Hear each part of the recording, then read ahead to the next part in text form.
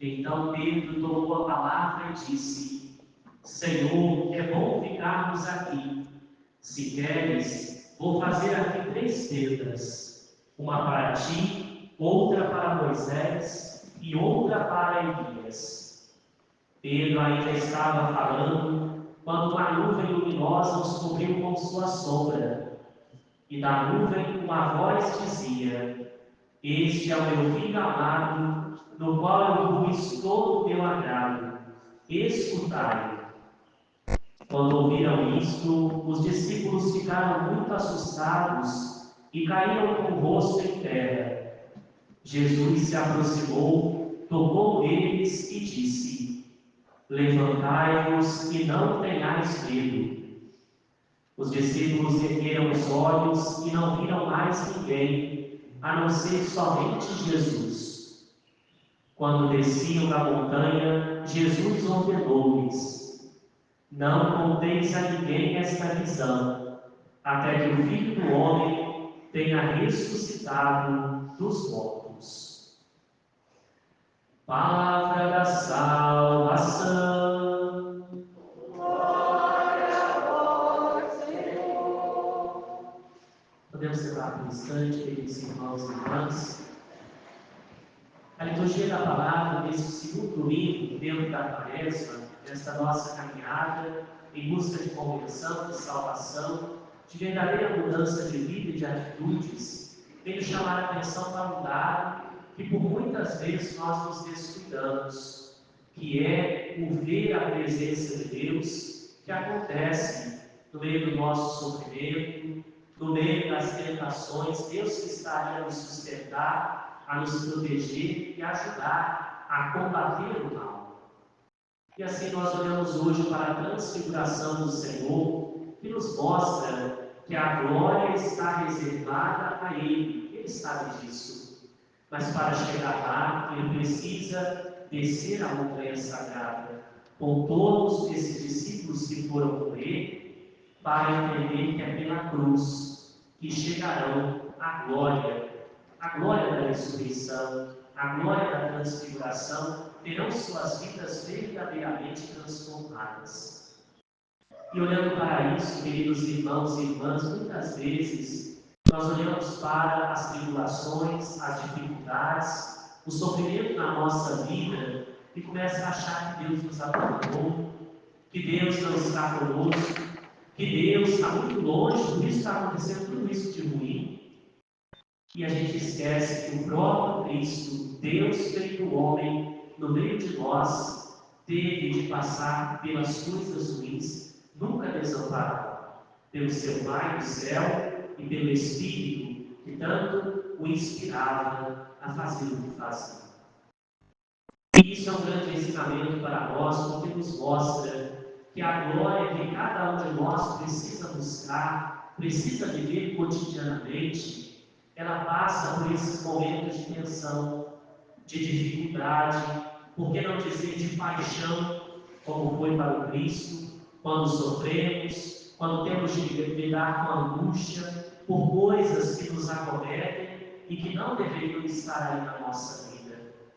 Quando, diante da nossa fraqueza, a gente alimenta tanto vício que a gente vai denominar aqui como pecado, que nos afasta de Deus, que atrapalha a nossa relação com os irmãos e irmãs. Mas o Senhor está constantemente a nos dizer: olha mais atentamente, porque a minha glória há de se manifestar sobre tudo isso. E assim, queridos irmãos e irmãs, nós compreendemos aquilo que várias vezes aqui já dissemos, e Santo Agostinho é quem diz: Deus não permitiria os males se eles não pudessem tirar bens maiores ainda. E assim Deus faz. Se serve da nossa fraqueza, quando perdida nas mãos do mal, para daí fazer com que o seu poder se mostre ao mal, e mostre ao mal que o mal não tem a última palavra. E assim nós olhamos para outros ensinamentos que a liturgia da palavra vem nos ensinar à luz desse evangelho que estudamos. Ver a glória de Deus exige de nós caminhar, exige de nós estar atento exige de nós escutar a voz de Deus. É o que nós vemos na primeira leitura do livro do Gênesis, quando diante do chamado de Abraão, que depois virá a se tornar Abraão. Ele é convidado por Deus a sair de sua terra, deixar a sua família e ir para o lugar onde Deus lhe mostraria. E Abraão, escutando a voz de Deus, querendo viver dessa vontade, queridos irmãos e irmãs, ele vai.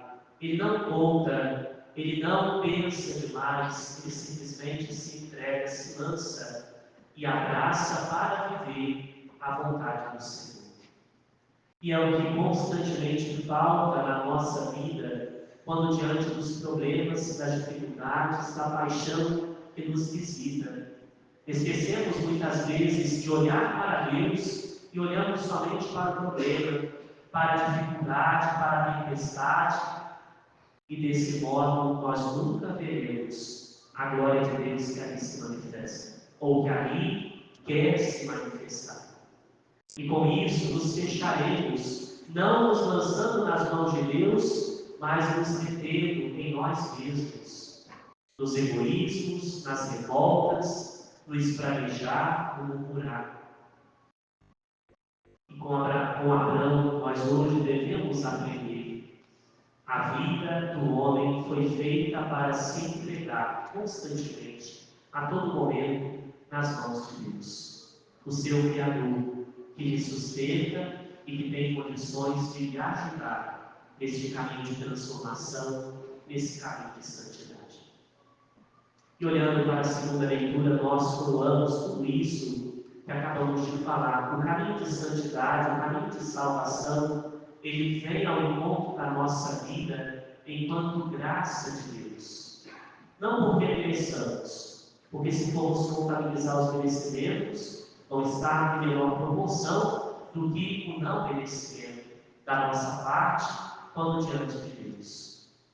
E graça é justamente isso, é a gratuidade de Deus que se derrama sobre nós, mesmo sem que a mereçamos, para nos elevar, para nos dignificar, para nos dar maiores condições de vencer o mal e abraçar o bem. E assim o apóstolo nos chama a atenção para mais uma coisa que já falamos, mas que reforça. Deus não veio somente para vencer a morte, apagar os pecados.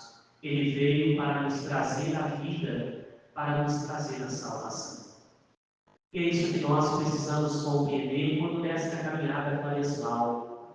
Deus que conosco aí vai, que conosco caminha, vencendo as tentações, como ouvíamos no domingo passado, hoje nos mostra que precisamos ver claramente a sua presença ao nosso lado, se queremos de fato bem encarar a cruz que se apresenta diariamente.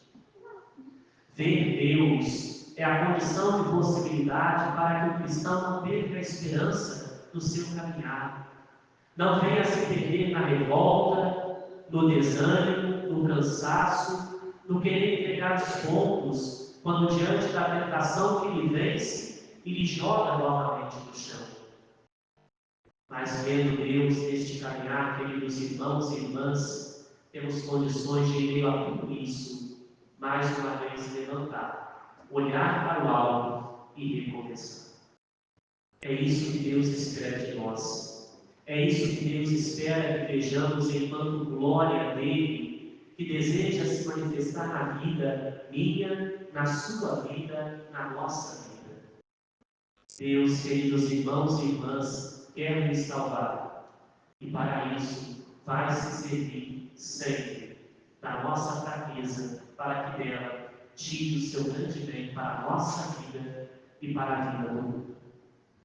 Portanto, queridos irmãos e irmãs, que neste segundo domingo da Quaresma possamos compreender que dá para ver o Senhor em todos os momentos da vida, sejam eles bons, sejam eles ruins, e é vendo esse Senhor em todos esses momentos que temos condições, melhores condições, de caminhar na direção daquela meta que nos propomos e que todos os dias o inimigo verdadeiro inimigo, o diabo, odeia como leão, tentando nos derrubar, nos devorar, nos fazer se perder e não chegar a essa meta, a essa meta.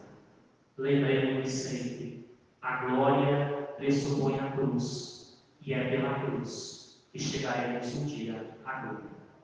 Deus vos abençoe, Deus vos santifique e vos ajude em todas as cruzes que tem ainda hoje de carregar, mas com certeza e esperança de viver. Louvado seja nosso Senhor Jesus Cristo. Para sempre seja louvado. Em pé, professemos todos juntos a nossa fé. Creio